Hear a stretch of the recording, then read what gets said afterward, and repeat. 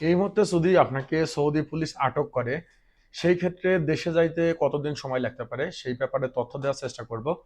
বর্তমানে সময় ব্যাপারে কিন্তু সবাই অবগত আছেন।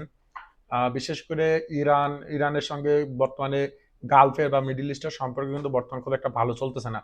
অনেক দেখা যাচ্ছে যে ফ্লাইট বাতিল হয়ে যাচ্ছে, দেশে যাওয়ার জন্য অনেক অসুবিধা হচ্ছে।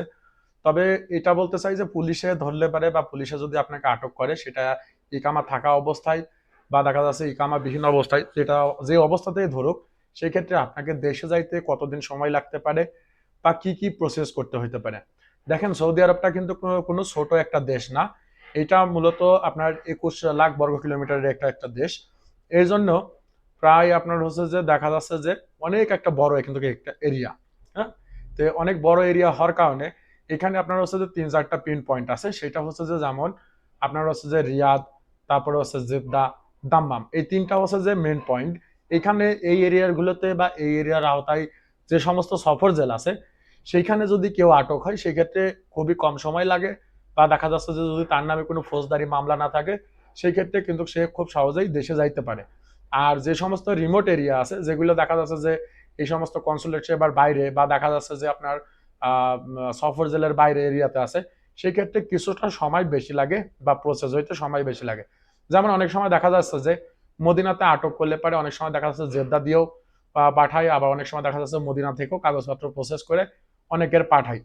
তবে যেটা তিনটা মেন পয়েন্ট বললাম, যেমন হচ্ছে জেদ্দা, রিয়াদ এবং দাম্মাম, এইখানে এম্বাসি থাকার জন্য এখানে সময়টা খুব কম লাগে এই সমস্ত এরিয়াতে।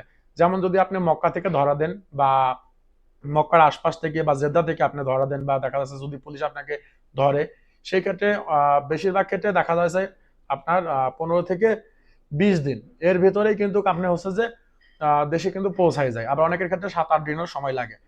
এখন এই সময়টা ভেরি করে হচ্ছে যে আপনার কাগজপত্রের উপরে কোনো ঝামেলা আছে কিনা, বা আপনার নামে কোনো ফৌজদারি মামলা আছে কিনা, বা দেখা যাচ্ছে যে সৌদি আরবে আপনার অন্য কোনো আদার্স কোনো ঝামেলা আছে কিনা, এগুলো কিন্তু চেক করার জন্য কিছুটা সময় লেগে যায়।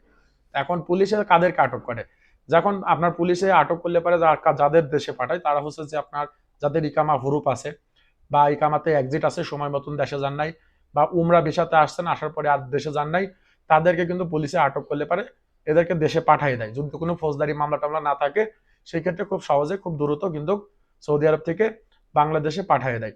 এবং যাদেরকে ধরার পরও পাঠায় না, তারা হচ্ছে যে যাদের ইকামা এক্সপায়ার আছে বা দেখা যাচ্ছে সৌদি আরবে আসার পরে ইকামা হই নাই এখন পর্যন্ত, বেশিরভাগ ক্ষেত্রে দেখা যায় তাদেরকে আটক করলে পারে পুলিশে, তাদের কিন্তু পাঠায় না। আবার অনেক সময় দেখা যাচ্ছে স্পেশাল অভিযানে এদেরকেও ধরে ধরে পাঠায়। আবার অনেকে দেখা যাচ্ছে ইকামার মেয়াদ আছে, তাদেরকেও ধরে পাঠায় দেয়। যদি আপনি সৌদি আরবের শ্রম আইন লঙ্ঘন করেন, সেই ক্ষেত্রে আপনাকে দেখা যাচ্ছে দেশে পাঠানোর সম্ভাবনা থাকে বা পাঠাইয়ে দেয় অনেক সময়।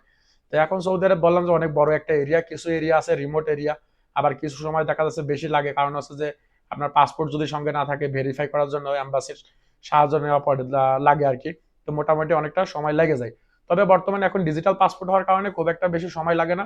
আর বর্তমানে যারা এখন ধরা দিচ্ছেন বা ধরা খাচ্ছে পুলিশের হাতে, তাদের জন্য বলবো যে একটু সময় বেশি লাগতেছে, কারণ ইরানের যে বর্তমান পরিস্থিতি, তাতে সৌদি আরব দিয়ে গালফের যে সমস্ত দেশগুলো আছে, বর্তমানে কিন্তু এই সমস্ত দেশগুলোতে একটু সমস্যা চলতেছে, যার জন্য ফ্লাইট ডিলে হচ্ছে বা দেখা যাচ্ছে ফ্লাইটের টিকিট পাওয়া যাচ্ছে না।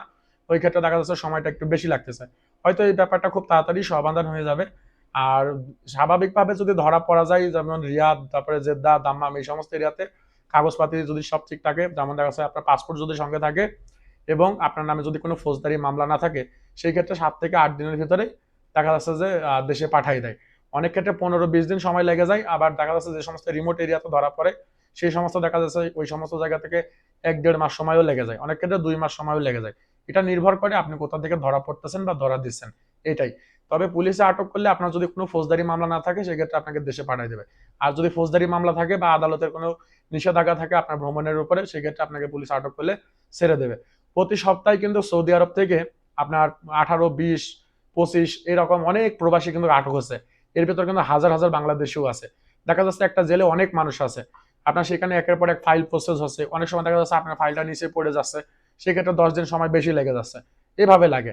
তবে যদি কোনো ফৌজদারি মামলা না থাকে, সেক্ষেত্রে খুব দ্রুতই দেশে পাঠিয়ে দেয়। আর বর্তমানে এখন ধরা পড়লে পারে এরকমটাই সময় লাগতেছে, তবে ফ্লাইটের কিছু ডিলের কারণে মোটামুটি এখন একটু সময়টা বেশি লেগে যাচ্ছে। আর পুলিশে আটক করলে পারে অবশ্যই দেশে পাঠাবে, যদি কোনো মামলা মোকদ্দমা না থাকে বা ভ্রমণের উপরে কোনো নিষেধাজ্ঞা না থাকে, অবশ্যই আপনাকে দেশে পাঠাবে। যদি এরকম ইয়ে থাকে, যদি আপনার ইকামা হরুপ থাকে বা ইকামা যদি হচ্ছে যে এক্সিট থাকে, সেই ক্ষেত্রে আপনি হচ্ছে অবশ্যই আপনাকে পাঠাবে দেশে। এটা নিয়ে চিন্তার কোনো কারণ নেই। অনেকের ফ্যামিলি চিন্তা করে যে ধরা পড়ছে আসে না। সফর জেলে আসলে মূলত খুব একটা ঝামেলা হয় না, ওইখানে খুব একটা সমস্যা হয় না। তবে একটু খাবার দাবারের কষ্ট থাকে, দেখা যাচ্ছে যে ঘুমানোর কষ্ট থাকে, মোটামুটি একটু কষ্ট থাকে। কারণ জেল মানেই হচ্ছে যে কষ্ট, ওইখানে কোনো সুখের কোনো জায়গা না। আর মূলত এরকম সময় লাগে। আর যে মেন 3টা পয়েন্ট বললাম, এই 3টা জায়গা থেকে যদি ধরা পড়ে কেউ, সেক্ষেত্রে 7 থেকে 8 দিনের ভিতরে দেশে পাঠাই দেয়। আর অনেক ক্ষেত্রে 10 থেকে 15 দিন বা 1 মাস সময় লেগে যায়। এটাই, তাছাড়া আর কোনো কিছু না।